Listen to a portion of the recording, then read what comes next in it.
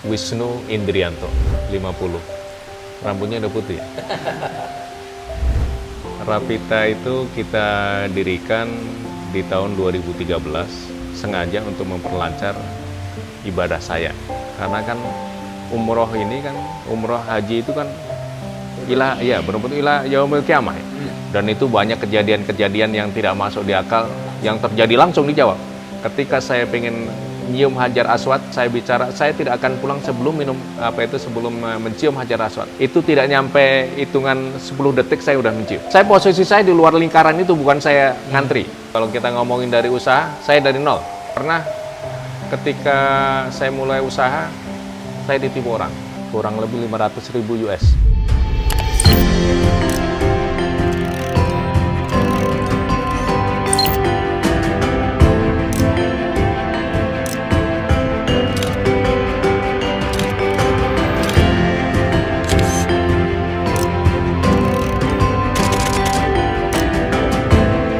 Assalamualaikum warahmatullahi wabarakatuh, teman-teman YouTalk dimanapun kamu berada. Hari ini kami berada di kota Tasik dan hari ini kita mau sidak atau silaturahim juga. Intinya kita mau ngobrol santai dengan siapa? Dengan sahabat YouTalk, yaitu pengusaha di bidang travel. Namanya apa? Namanya Rapita Wisata. Oke, kita hari ini mau ke rumahnya dan langsung kita silaturahim. Untuk itu ikuti kita, yuk guys. Ini rumahnya gede banget, jadi kita mau silaturahim hari ini. Ini kita karena ownernya ini, alhamdulillah rezekinya banyak, jadi sedang membangun, kita doakan semoga berkah. Wisnu Indrianto, 50. Rambutnya udah putih. Rapita itu kita dirikan di tahun 2013 untuk memang sengaja untuk memperlancar ibadah saya. Maksudnya ibadah saya itu karena kan umroh ini kan, umroh haji itu kan benar-benar ilah yaumil qiyamah. Jadi kalau misalnya saya harus ke travel, bayar kan ya. Tapi ketika saya punya travel sendiri, bebas saya berangkat. Nah, haji juga begitu. Haji alhamdulillah sejak dari 1999 sampai kemarin itu 2019 sebelum Covid itu tiap tahun itu bisa haji. Alhamdulillah. Iya, kecuali di 2006. Enggak, 2006 itu anak saya lahir pas 8 Dzulhijjah. Yang tadi itu, Pak? Yang nomor 2. Iya. 8 Dzulhijjah ya, mau tarwiyah, mau berangkat, lahir dia. Itu saya nggak berangkat. Cuma diantara, jadi tiap tahun ini contoh untuk ibadah haji. Ibadah hajinya kan itu luar biasa ya, walaupun tapi bukan buat flexing. Nah itu karena dengan terinspirasi itu akhirnya saya mendirikanlah travel ini. Dan kalau boleh dibilang profit minded, tidak. Saya tidak pernah berhitung, oh ini harus untung sekian ini. Bahkan saya nggak pernah berhitung. Kalaupun kita harus subsidi, itu bukan rugi. Tapi saya niatin, saya membiayai sedekah untuk tamunya Allah ke Tanah Suci. Dan itu banyak kejadian-kejadian yang tidak masuk di akal, yang terjadi langsung dijawab. Mungkin salah satu yang paling ekstrim, yang doanya langsung dijawab itu, ketika saya pengen nyium Hajar Aswad, selesai umroh itu saya bicara, saya tidak akan pulang sebelum sebelum mencium Hajar Aswad. Itu tidak nyampe hitungan 10 detik saya udah mencium. Asli. Dan itu asli, nggak ada. Itu nggak nyampe. Insya Allah mungkin bibir saya baru nutup udah langsung. Bukakan jalan gitu. Iya, bukakan jalan. Jadi waktu itu ketika saya bilang, saya berhenti di pojok itu Hajar Aswad, saya ngeliatin Hajar Aswad. Ayo Wisnu, udah kita cepat pulang. Saya bilang saya nggak akan pulang sebelum nyium Hajar Aswad. Itu yang nyium Hajar Aswad ketika saya berhenti ngomong itu seolah-olah dari tenaganya luar biasa. Orang-orang terpental semua dan saya kayak didorong. Posisi saya di luar lingkaran itu, bukan saya ngantri. Saya bukan ngantri, saya ngeliatin dari jauh. Kurang lebih mungkin 2 meter dari itu. Dan itu saya langsung ya. Contoh misalnya kayak begitu. Belum kayak kita bicara ke dunia-dunia yang lain kayak ini, maksudnya rezeki-rezeki yang lain itu Allah. Ini contoh bahwa kita doanya mustajab di sana. Saya mulai dari nol besar. Jadi kalau kita ngomongin riwayat hidup ya kan, saya alhamdulillah juga Allah bukakan rezekinya mudah, termasuk fadolan atau pemberian Allah yang luar biasa ke saya. Katanya ahli negosiasi ya, kata orang. Karena ketika ngomongin, oh ini mentok-mentok wes jalan, selesai itu. Biasanya begitu, tapi mohon maaf ini tidak bermaksud untuk tapi salah satunya begitu. Kalau kita ngomongin dari usaha, saya dari nol bahkan kalau nolnya ya nol besar lah. Ketika kalau minus ya, karena termasuk saya itu kan orangnya pernah ketika saya mulai usaha, saya ditipu orang. Ya termasuk kayak jiwa entrepreneur saya, bisnis saya itu dibentuk bukan semata-mata begitu. Jadi banyak saya dicoba begini, saya hadapi, saya coba begini, hadapi. Akhirnya mental kita, mental baja. Orang mungkin kalau misalnya kayak kemarin ya, contoh misalnya ada kawan itu, wah ini saya rugi 10 juta ini. Kita ya pernah mengalami jauh lebih besar itu. Bahkan MM-an. Ya melihat, kita nyantai aja, saya lihat orang, oh itu kena tipu 3M, stroke dia. Alhamdulillah saya masih lebih dari itu tapi masih sehat. Contoh misalnya, kita bicara ke mentality. Ya. Jadi mentalnya entrepreneur itu ketika kita dicoba, gagal, jatuh bangun itu bukan karena Allah tidak sayang. Tapi karena membentuk mental kita untuk kuat untuk menghadapi yang lebih besar. Kalau misalnya kita pengen berpenghasilan misalnya 1M, ya kan? Tapi resikonya untuk yang 1 juta tidak mungkin.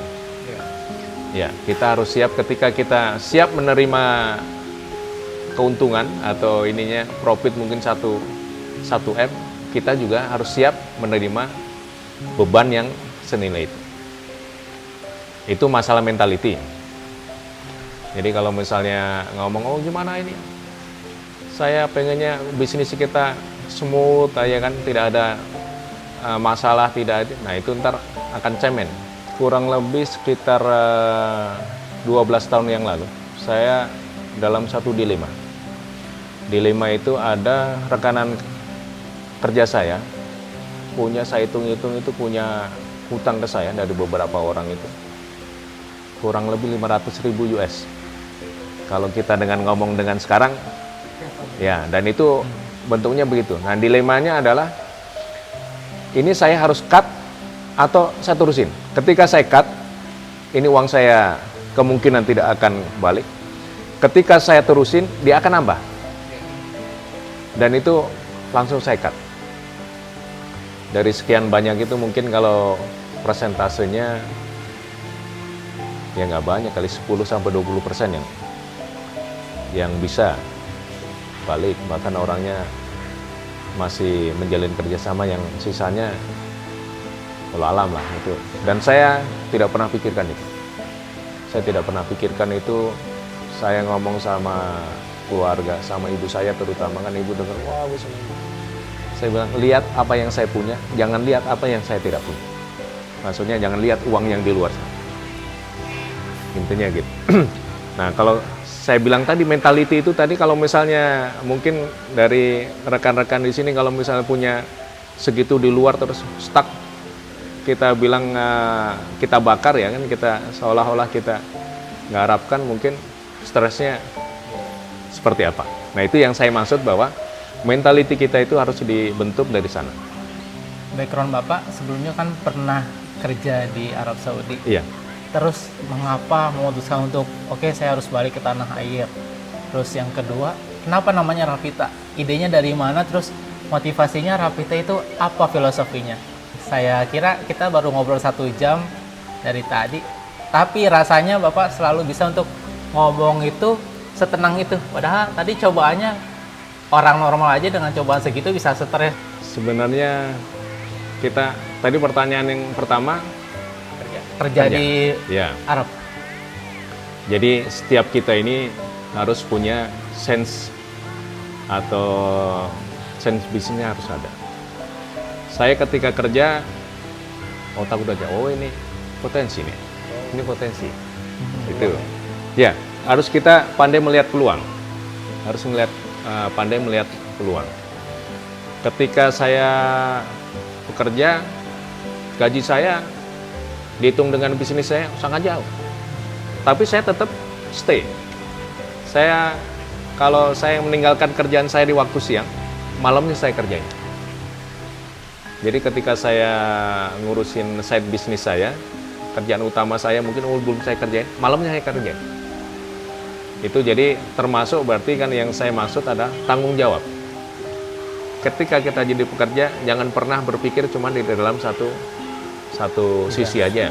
Kita harus explore potensi apa yang di ini, dan jangan pernah mentality block. Mentality block itu contoh saya doakan, oh kan nggak mungkin ngeliat ini, oh itu Pajero bagus, insya Allah kamu ntar punya Pajero. Jadi afirmasi positif itu penting ya Pak ya? Nah ya, afirmasi. Nah ketika kita ngomongin begitu, dia bilang, wah mana mungkin saya dapat Pajero. Itu mentality block.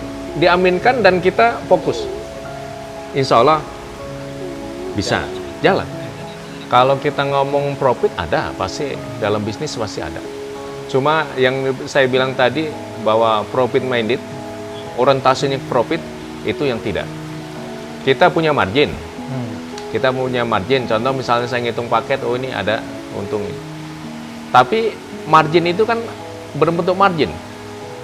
Tidak bisa disebutkan bahwa itu keuntungan. Contoh, ketika saya bicara margin, kita berangkatkan untuk grup ini, marginnya kita sekian. Ketika saya ikut misalnya, ketika contoh misalnya ada mungkin TL, oh Pak ini saya ini minta berangkat, ini kan saya berapa keluarga saya ikut semua, akhirnya akan mengurangi margin. Iya. Yang saya maksud adalah itu. Kalau misalnya saya business oriented atau profit oriented, saya bilang, oh nggak mau, nggak bisa. Iya, itu yang saya maksud. Jadi kalau misalnya kita ngomongin overall, itu kalau misalnya satu grup ini mungkin saya untung 20-30 juta. Tapi ternyata mungkin dalam bulan depan mungkin kosong misalnya. Otomatis kan headcount-nya, payroll-nya jalan. Iya. Itu kan kita ngomongin overall nggak bisa. Harusnya saya udah tutup buku atau tutup perusahaan. Itu yang saya maksud bahwa gitu. Tapi Allah kan maha adil. Allah maha kaya. Allah maha kaya, tidak pernah. Jadi bukan berarti saya tidak menghitung keuntungan. Ya. Saya ngitung keuntungan. Setiap orang itu ada marginnya, cuma untuk tadi bukan sebagai orientasi utama. Oh ini saya harus untung. Enggak. Berapa ya?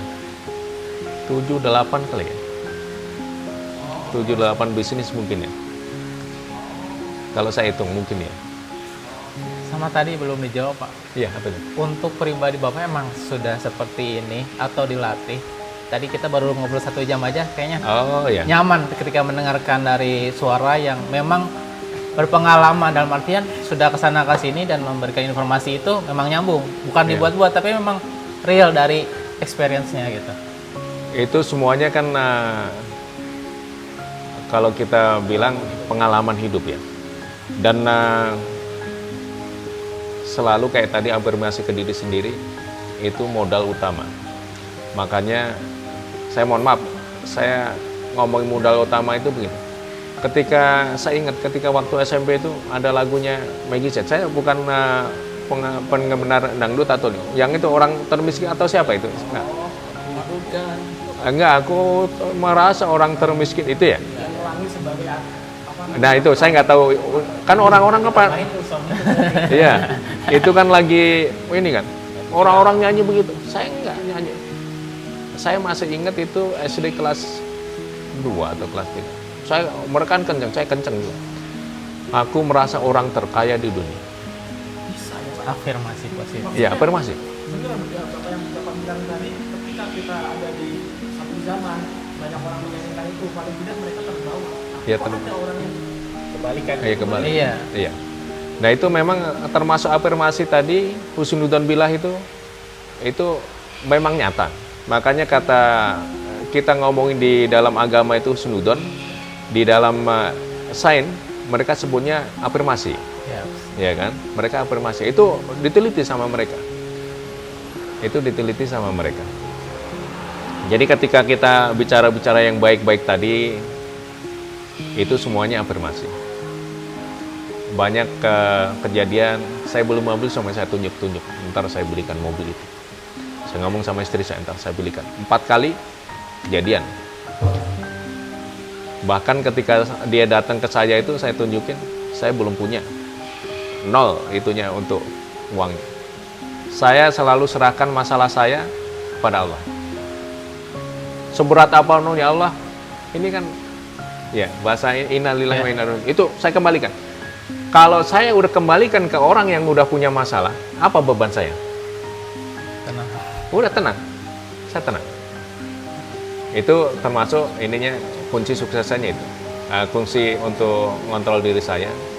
Kalau amalan andalannya mungkin ya banyak udah. Di antara yang ininya al-waqiah saya tidak lepas. Puasa Senin Kemis itu tidak lepas, itu dari saya masih sekolah. Tapi ini, mohon maaf ini tidak bermaksud untuk ria, itu yang saya lakukan. Orang-orang mungkin kayak saya ngajarkan anak-anak saya, ada yang oh ini capek ini, tapi saya tetap konsisten itu. Jadi tidak semuanya tidak instan, tapi dengan pertolongan Allah semuanya jadi instan. Sedekah, kita sedekah jangan pernah minta imbalan dari apapun. Ngasih, diem aja, nggak usah doain saya ya. Itu ketika kita ngasih dia berdoa, infas. Tapi kalau kita ngasih dia berdoa atau enggak, itu urusan dia sama Allah. Saya tidak akan mengharapkan dia harus berbaik hati sama saya karena sedekah saya, tapi saya mengharapkan kebaikan dari Allah. Itu kuncinya kalau sedekah saya. Saya sedekah tidak pernah, orang mungkin tidak tahu bahwa yang sedekah itu saya. Main behind itu ya. Iya, saya ngirim orang silahkan sebarkan kemana. Gitu. Jadi kalau tadi sudah bilang afirmasi positif, ketika Bapak dicoba dan mungkin tadi ada yang bayar hutang tapi dia nggak tahu haknya dia memang harusnya bayar, tapi Bapak malah mendoakan. Yang seharusnya kan memang harusnya dia bayar, tapi Bapak mendoakan balik, terus Bapak nolong orang yang memang tahu kalau niat untuk umroh tapi di tengah perjalanan mungkin dia nggak bisa bayar, terus Bapak ikhlaskan untuk membantunya. Bapak sudah bisa di tahap seperti itu kan pasti proses ya Pak ya, nggak mudah. Proses. Butuh ikhlas, butuh yang lain, dan pasti diganti tadi sudah sebutkan juga. Mungkin di sebagian orang itu nggak akan masuk karena nggak logis, tapi kekuatan Bapak karena kita sudah ngaji juga tahu ilmunya, maka saya bilang untuk penutup ya kekuatan doa itu luar biasa. Iya. Terus afirmasi positif juga husnudzon billah itu salah satu kuncinya ya Pak ya. Tadi kan yang untuk tetap eksis di travel tadi belum saya jawab ya. Jadi intinya sekali lagi itu saya kembalikan kepada Allah. Kalau saya mungkin travel, Rapita cuma punya beban waktu itu yang saya bilang tadi di awal bahwa ditinggal mati sama pengelolanya itu ketika meninggal kena COVID itu meninggalkan utang banyak. Utangnya saya nggak tahu hutang atau apa, tapi yang jelas di situ minus dari uang-uang itu nggak ada. Tapi Allah maha bijaksana, Allah maha penolong. Saya berdoa sama Allah, ya Allah, ini di akhir kemarin kesulitan yang terjadi di COVID dan untuk berangkatnya Rapita, doa yang saya bawa dan itu saya juga tidak tahu dapat ilham dari mana. Saya berdoa, ya Allah, ini masalah dari Engkau, saya kembalikan Engkau. Saya memberangkatkan tamumu untuk ibadah umroh dan haji. Itu ya saya udah memberangkatkan dan ini sekarang adalah bagian. Saya udah tidak mampu untuk ini lagi, ya kan, untuk menyelesaikannya. Karena saya udah dengan keterbatasannya. Kalau hari ini Ya kan? Saat ini engkau tidak mendengar doaku karena dosa-dosaku dihalangin oleh malaikatmu. Aku tahu engkau mendengar. Saat ini engkau mendengar. Dan itu asli ketika saya udah mentok, clear itu. Itu yang di ujung-ujungnya permasalahan itu selesai.